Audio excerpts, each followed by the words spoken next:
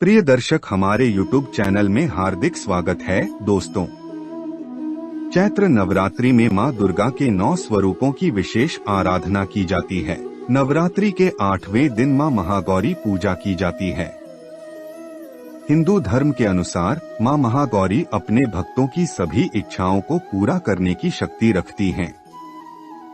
देवी की आराधना करने वाले को जीवन के सभी कष्टों से मुक्ति मिल जाती है। महागौरी नाम का अर्थ अत्यंत उज्ज्वल, स्वच्छ रंग, चंद्रमा की तरह चमक के साथ होता है। महान Gauri, Gauri is equal to उज्ज्वल, स्वच्छ। महागौरी को आमतौर पर 4 हाथों से चित्रित किया जाता है। हाथों में एक त्रिशूल, भय दूर करने वाला इशारा और ढोल होता है, जबकि चौथा एक आशीर्वाद मुद्रा में होता है। वह एक सफेद बैल की सवारी करती है, जिसे आमतौर पर सफेद कपड़े पहने दिखाया जाता है।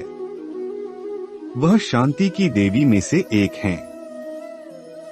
मां महागौरी की उत्पत्ति की कहानी इस प्रकार है।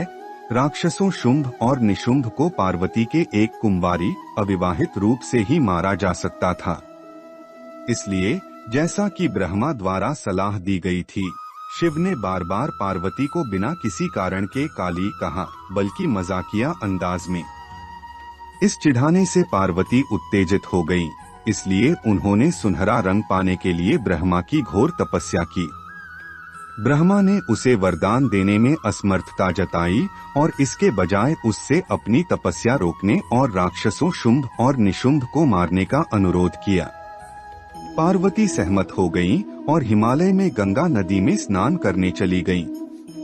पार्वती ने गंगा नदी में प्रवेश किया और जैसे ही उन्होंने स्नान किया, उनकी काली त्वचा पूरी तरह से उनके शरीर से धुल गई और वह सफेद वस्त्र और परिधान पहने एक सुंदर सुनहरी महिला के रूप में वापस आईं।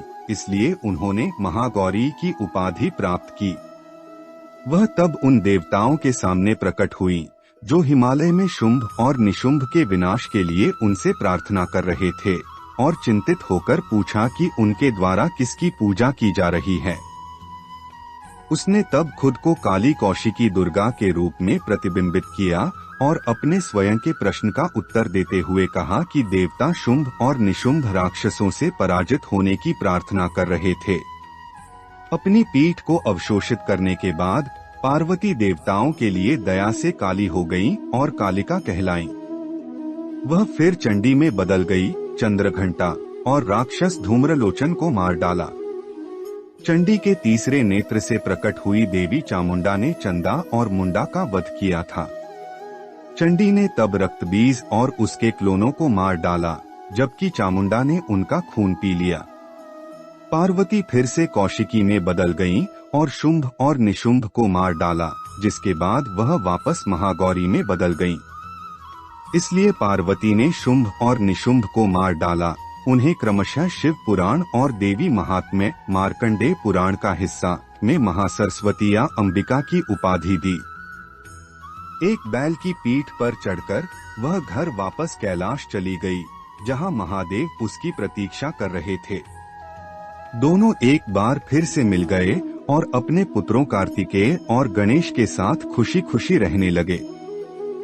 मां गौरी देवी शक्तिया मां देवी हैं, जो कई रूपों में प्रकट होती हैं, जैसे दुर्गा, पार्वती, काली और अन्य।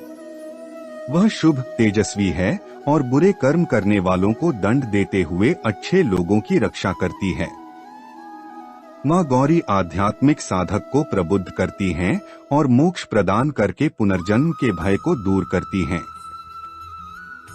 मां महागौरी की पूजा करने से किसी भी रूप और मनोवांछित फल की प्राप्ति होती है। इनकी उपासना से असंभव कार्य भी संभव हो जाते हैं। मां महागौरी की 4 भुजाएं हैं। उनकी दाईं भुजा अभय मुद्रा में है और नीचे वाली भुजा में त्रिशूल शोभता है।